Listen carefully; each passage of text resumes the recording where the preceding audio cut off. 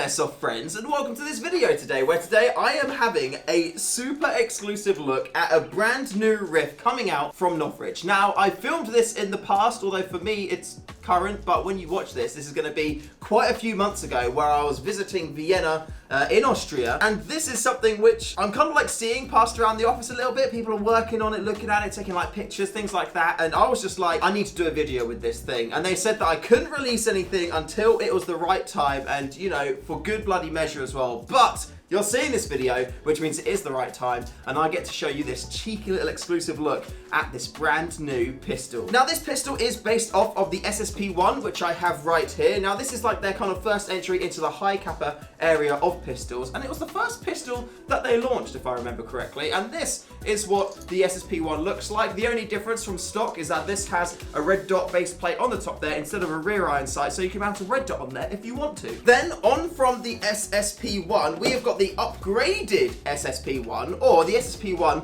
with a ton of accessories, and here you can see we've got an updated slide on there, we've got the red dot on the red dot plate, and we've got the Ace-Tech lighter tracer unit on the end, and on the other side you can see we've also got the Picatinny mounted fast holster jobbo, which means that you can just quickly mount your pistol. It's a universal one, so you can just kind of like put these in all your pistols and use the same holster for everything, which is a very clever snazzy idea. However, we are not here to talk solely about the SSP1. No, the SSP1 is a very cool pistol, but what we are here to talk about is the new Novritsch SP5. Now, as a caveat, and this is quite a big caveat as well, because this is so early and this thing is still in production, things can change. This may not be the box that you're going to get the pistol in. The pistol may not look like this in future when it comes out, but hopefully it will be quite accurate or quite similar to this, so then this video is actually relevant and can go live, because if everything completely changes, then that means that this video probably won't go live. But if you're watching it, that means everything's gone great, hooray! There are a couple of accessories on there mounted as well, but these are things which are also kind of like worthy of talking about in their own right. It's very similar from the lower half with the grip as the SSP1, but everything on the upper receiver is completely different. And there is one very big key feature of the SSP5, which is different to the SSP1 and quite a lot of pistols out there, and that is this. It has got a split slide. Now, I have been lucky enough to take this out for some shooting, and I must say, this pistol experience is very, very different to pretty much every other pistol out there apart from non-blowback pistols. Now, I'm sure you're familiar with generally how most gas blowback pistols work. You put your magazine in the bottom, you pull back the slide. I've got no BBs in here for, like, you know, safety options, and I've checked everything is clear, so we are safe. And then when you pull the trigger, your slide goes flying back, just like so. And you get that simulated recoil. The slides are quite heavy on a lot of these, especially if you've got a full metal slide on top. When you take that shot, there is a fair amount of recoil, which you feel in your hand. And this has got a beautiful sound to it as well. But the big difference between the SSP1 and the SSP5 is that split slide. And the difference that gives you in terms of recoil is actually bloody huge.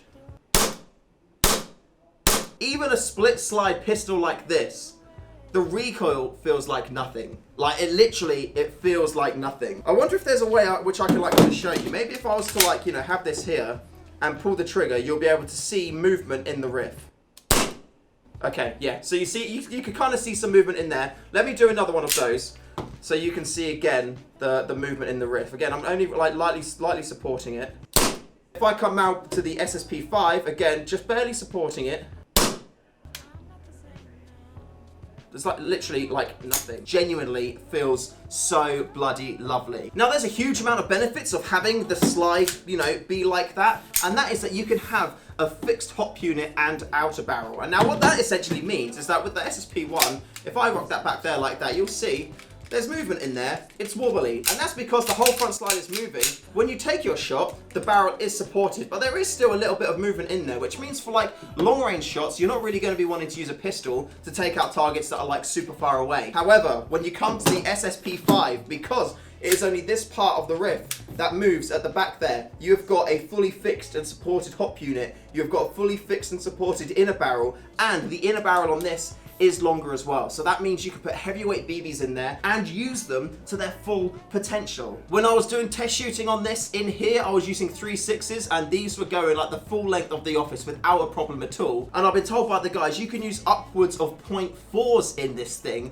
and it will hop them for days. That is mad. Like, that is absolutely mad. Like, this is something which I would be quite interested, or more interested anyway, in considering it as a, you know, like a sidearm for my sniper. Now, before, when I spoke to you about this SSP1 here with all the bells and whistles and the universal holster adapter it's got on the side there, this is something which is both incorporated in the SSP5 and also not at the same time. Now, what I mean by that is if I come over here to the side of the SSP5, you have got the fast holster adapter bolted onto the side of the Rift there like that. And that's one of the ways in which the lower receiver differs from that of the SSP1. You have got different mounting options on here for those side accessories just like that. And that means that your lower Picatinny rail is completely freed up to do whatever you want with it. You can put whatever you want on there. You can put a torch on there if you wanted to. You can put a camera on there if you're looking to do some filming. You can literally put whatever accessory you want on your rail while still being able to use that fast holster, which is pretty damn dandy. I will admit, I'm not really a Hi-Capa kind of person. I did have a Armourer Works one back in the day, and it was okay, but I wasn't like a huge fan of it. You know, I don't really use my pistols that often. I often find that pistols can be, like, you know, quite inconsistent,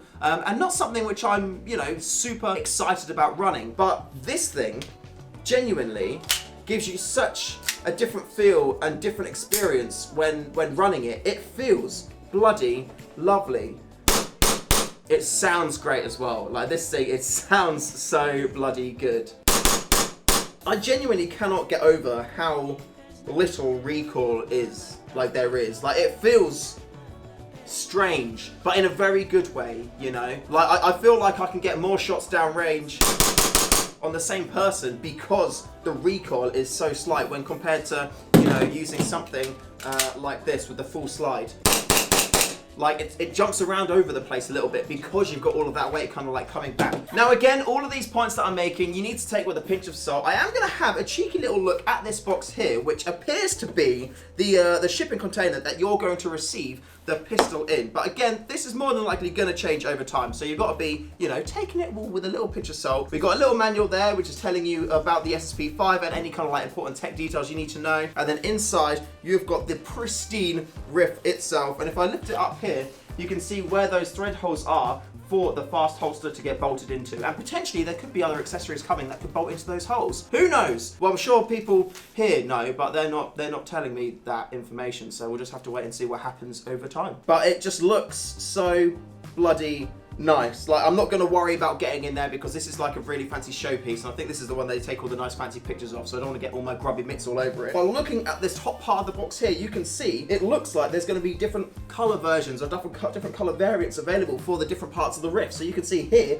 you've got a blue lower slide and the blue outer barrel there as well, and again here white lower slide or silver, purple, yellow, red, and that customization is cool. Like, within the Hi-Capa community, there's a lot of people out there who do like to customize their Hi-Capas within an inch of their lives, and the fact that they're thinking about this and bringing out all these different color schemes available for you to enjoy is a really neat little feature. For me personally, I quite like the more tactical look, I'd say. I do have a silo wrap on my SSG 96, the Hyper Beast, because I wanted to be a little bit fancy with that one, but generally speaking, I quite like the more tactical look on my Rifts out there. But I must say, these colors do look really sick. To be fair, that bottom one there, it looks like it's a gray slide and a grey outer barrel too. So that one is actually something that I would look at because that's a bit understated, and I like that. Like, you only see it if you're really looking for it, and that's the kind of thing that I enjoy. Although the blue does look sick and the purple looks sick. Maybe if you do the purple with the blue together, that'd be a really cool combo. I wonder if they're going to do magazine base plates as well, because for the SSP18 you can get like different coloured mag wells, different coloured base plates for your magazine. There's a load of different coloured accessories for the SSP18 available, and if this is coming out and there's different colour options available for parts on that Rift, to me it kind of makes sense that there might be different colour options like that as well available too. So we're going to have to wait and see on that front, but I can tell you right now, if you are looking for a new Hi-Capa type Rift and you want something which is going to be giving you consistency at range, then this is going to be the Rift for you. Thank you very much for watching this video, and a huge shout out to the team at Novritsch for having me down here and allowing me to film a video about the SSP5, considering at the minute we are like literally about half a year, maybe more, away from this coming out. So yeah, thank you for trusting me that everything's gone well with this video. Hopefully it has. Huge shout out to all my patrons. Thank you very much for all your support month on month. Without you guys, I wouldn't be doing this stuff. So yeah, thank you very much. I appreciate each and every one of you. And if you're looking for an airsoft community to get involved with, why not check out the StayFreshShoe Airsoft Community Discord server, linked in the description below. And a big thank you to Novritsch for my affiliate link. So if you want to pick anything up from the store, click my link in the description below, buy the stuff that you want, and then I'm going to get a little bit of a kickback from that. And yeah, I really appreciate that because it helps to support the channel even further. And until next time, thank you very much for watching this video. Remember to call your hits, and I'll see you in the next one.